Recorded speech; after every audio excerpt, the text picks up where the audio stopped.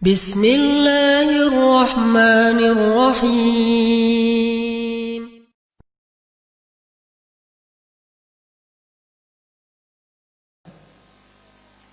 Saya jalan di antara anak-anak muda nih. Pertama saya jalan ke tempat-tempat wisata yang digandrungin sama anak muda. Saya ngelihat dengan rasa yang sangat sedih pas saya lihat banyak anak muda di sana yang bermalam di tenda-tenda di sebuah tempat-tempat yang terpencil di hutan dan segala macam, berdua-duaan laki-laki dan perempuan. Dan kemungkinannya mereka belum halal. Dan itu banyak. Bahkan di beberapa kampus ketika disurvei, ternyata isi dari tong sampah di dalam kampus-kampus tertentu di Bandung yang paling banyak itu adalah alat yang biasanya dipakai untuk hal-hal yang kita tidak bayangkan. Ini artinya krisis yang terjadi kepada anak muda itu luar biasa. Mereka menjadi target dari narkoba, menjadi target dari seks bebas, menjadi target dari pornografi, dan yang lebih bahaya lagi menjadi target dari aliran-aliran sesat.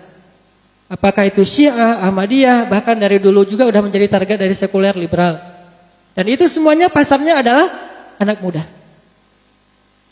Dan kalau kita melihat jumlah para sahabat yang pertama-tama masuk Islam, rata-rata anak muda, usia di bawah 30 tahun. Hanya beberapa orang saja yang usianya di bawah 40 tahun, tapi rata-rata di bawah 30 tahun. Sehingga kalau kita bicara tentang dakwah, maka sebetulnya kita bicara tentang anak muda. Kita bicara tentang kebangkitan, kita bicara tentang anak muda. Kita bicara tentang kehancuran pun, kita bicara tentang anak muda.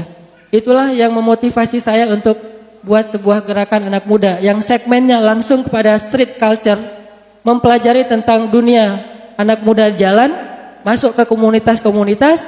Alhamdulillah dari situ sekarang kita bisa bersilaturahim, banyak berinteraksi dengan teman-teman dari geng motor, dari anak-anak tarung. Mungkin teman-teman ngelihat di Instagram saya ngeposting BFC, Bandung Fighting Club. Itu petarung-petarung di Bandung, Jawa Barat, dan sebagian mereka masih bekerja sebagai penjaga security-nya beer house.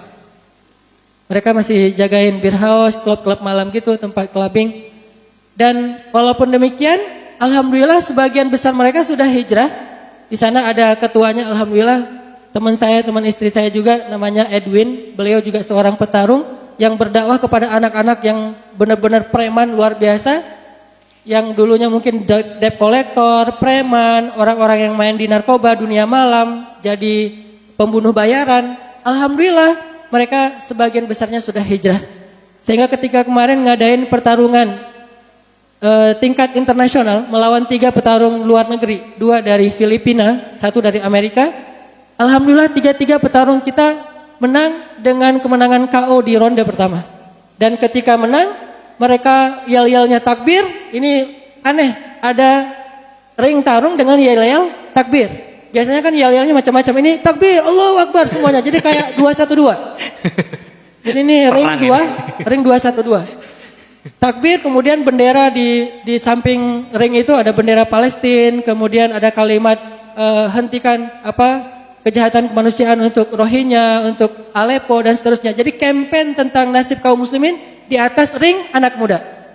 Masya Allah. Dan begitu menang, mereka mengibarkan 2 bendera, bendera Indonesia dan bendera Palestina. Allahu Akbar. Ini pertama saya lihat ada ring yang mengibarkan 2 bendera, bendera Indonesia dan bendera Palestina, dan dia mencium 2 bendera itu, kemudian bersyukur pada Allah. Sehingga ketika mereka tarung, saya nonton la haula wala quwata illa billah, la haula wala quwata illa billah, karena saya nggak rela orang Indonesia dikalahin sama Amerika. Begitu ronde pertama Amerikanya KO, bahkan yang dari Filipina sampai patah tangannya dikunci dan dia nggak nyerah-nyerah, akhirnya patah. Mudah-mudahan udah sembuh. Intinya di situ kita melihat bahwa anak muda itu punya peluang besar untuk pergerakan, untuk kebangkitan Islam. Hanya masalahnya dakwah ini belum sampai kepada mereka. Dakwah ini masih terkungkung di dalam masjid. Sehingga kalau kita berdakwah hanya di dalam masjid, insya Allah yang datang adalah orang-orang yang udah soleh. Sedangkan kita masih butuh jumlah lebih banyak dari kaum muslimin di Indonesia yang mayoritasnya sekarang berada di luar masjid, di komunitas-komunitas, di jalan-jalan, di tempat-tempat tongkrongan mereka. Sehingga mulailah saya mencoba mengubah cara saya berdakwah. Kemudian juga saya coba mulai main dengan mereka. Tadi disampaikan hobi saya skateboard, bukan hobi, cuma senang nemenin mereka main skateboard. Dan saya bukan pemain skateboard yang pro, cuman kalau sekarang saya lebih banyak dan senang mainnya di laut, surfing. Jadi bahkan ketika saya main di laut di sana itu ada namanya Batu Karas dan itu laut untuk surfing, ombaknya besar-besar, laut selatan. Ketika siangnya saya surfing, alhamdulillah gara-gara ngelihat saya surfing, akhirnya beberapa surfer pro tingkat internasional yang pernah juara di Australia di beberapa tempat, malamnya kita ikut kegiatan taklim dan ditutup dengan qiyamul lail. Jadi surfer ikut qiyamul lail ini unik. Oh, Masya Allah. Biasanya malam mereka ngeganja, malam ada jamur ya, ada jamur khusus yang bisa mirip dengan ganja atau minimal minum sama perempuan itu kegiatan malamnya para surfer. Kalau siangnya mereka paddling, malamnya mereka party. Sekarang siangnya paddling, malamnya mereka taklim dan ditutup dengan tahajud atau qiyamul lail.